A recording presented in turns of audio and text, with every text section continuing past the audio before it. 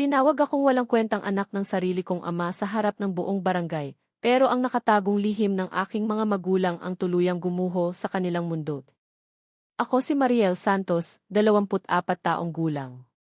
Lumaki ako sa isang pamilyang akala ng lahat ay perpekto. Sa labas, mabait ang aking ama na si Rogelio at relihiyosa ang aking ina na si Lourdes. Lagi silang pinupuri ng mga kapitbahay. Pero sa loob ng aming bahay, parang impyerno. Araw-araw akong sinisigawan. Araw-araw akong pinaparamdam na wala akong silbi. Habang lumalaki, iisa lang ang paulit-ulit na sinasabi ng aking ama. Hindi ka magiging matagumpay. Wala kang silbi. At ang mas masakit, tahimik lang ang aking ina. Noong elementarya ako, umuwi akong may medalya. Masayang-masaya akong tumakbo papasok ng bahay. Papa, top 1 po ako. Ngunit hindi man lang siya ngumiti. Tiningnan niya lang ako ng malamig. Top 1. Bakit hindi mo ginawang perfect lahat ng grades mo? Parang binuhusan ako ng malamig na tubig. Samantala, ang kapatid kong si Jomar na laging bagsak ay paborito nila. Kapag nagkamali siya, okay lang anak, matututo ka rin. Pero kapag ako, nakakahiya ka. Unti-unti akong nawalan ng kumpiyansa sa sarili. Pagsapit ko ng kolehiyo, nagtatrabaho ako sa umaga at nag-aaral sa gabi. Nagbibigay ako ng halos lahat ng kinikita ko sa bahay. Pero hindi iyon sapat. Isang gabi, pagod akong umuwi mula sa trabaho. Pagbukas ko ng pinto, bumungad agad ang galit ng aking ama. Nasaan ang sweldo mo? Inabot ko na po noong 1 linggo. Bigla niyang ibinagsak ang baso sa mesa. Crash! Nagkalat ang bubog. Nagsisinungaling ka. Nanginig ako. Tumayo ang aking ina. Akala ko kakampi siya. Pero ang sinabi niya ay mas masakit. Kung hindi mo kayang suportahan ang pamilya, umalis ka rito. Parang may sumaksak sa puso ko. Dumating ang araw na hindi ko malilimutan. Nawalan ako ng trabaho dahil nagsara ang kumpanyang pinapasukan ko. Umuwi akong umiiyak. Pagpasok ko ng bahay, agad akong sinalubong ng ama ko. Wala ka ng trabaho?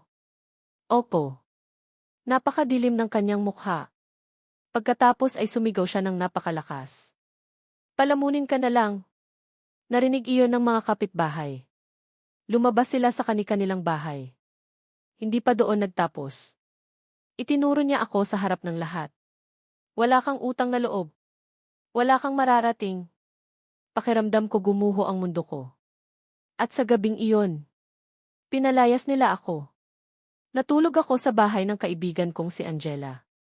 Habang umiiyak ako sa kanyang sala, sinabi niya, hindi mo kailangang patunayan ang halaga mo sa mga taong hindi marunong magmahal. Tumama iyon sa akin. Kinabukasan, nagsimula akong maghanap ng trabaho. Mula sa pagiging assistant, naging supervisor ako. Makalipas ang 5 taon. Nakapag-ipon ako. Nakapagtayo ako ng maliit na negosyo. Unti-unti itong lumago. Hanggang sa magkaroon ako ng sariling kumpanya. Isang araw, may tumawag sa opisina. Nang marinig ko ang boses, nanlamig ako. Ang aking ina. Umiiyak siya. Anak, pwede ba tayong mag-usap?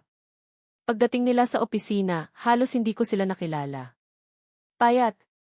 Matanda. Pagod. Nawala ang dating yabang. Umupo sila sa harap ko. Tahimik. Mabigat ang hangin. Hanggang sa magsalita ang aking ama. At ang sumunod niyang sinabi ay ikinagulat ko. Hindi kita tunay na anak. Parang huminto ang oras. Ano po? Napaiyak ang aking ina. Dinala ka sa amin ang tiyahin mo noong sanggol ka pa. Inampun ka namin. Hindi ako makahinga. Buong buhay kong akala ko tunay nila akong anak. Pero may mas mabigat pa pala. Nalaman ko ring ang perang ipinapadala ng aking tunay na mga magulang noon para sa akin ay lihim nilang ginagamit. Taon-taon. Habang pinaparamdam nilang pabigat ako. Habang pinapalayas nila ako. Habang sinisira nila ang aking pagkatao. Bigla akong natahimik. Lahat ng sakit. Lahat ng luha. Lahat ng gabi na umiiyak ako mag-isa. Biglang nagkaroon ng paliwanag. Yumuko ang aking ama. Sa unang pagkakataon, nakikita ko siyang umiiyak. Anak, patawarin mo kami. Tahimik akong tumingin sa kanilang dalawa. Hindi ako sumigaw. Hindi ako nagalit. Hindi ako naghiganti. Sa halip ay sinabi ko, pinatawad ko kayo. Pero hindi ko makakalimutan ang ginawa ninyo. Napaluha sila. At sa unang pagkakataon sa buong buhay ko, ako ang malakas. At sila ang humihingi ng awa. Tinulungan ko silang makahanap ng matitirhan. Nagbigay ako ng sapat na tulong para mabuhay sila ng maayos.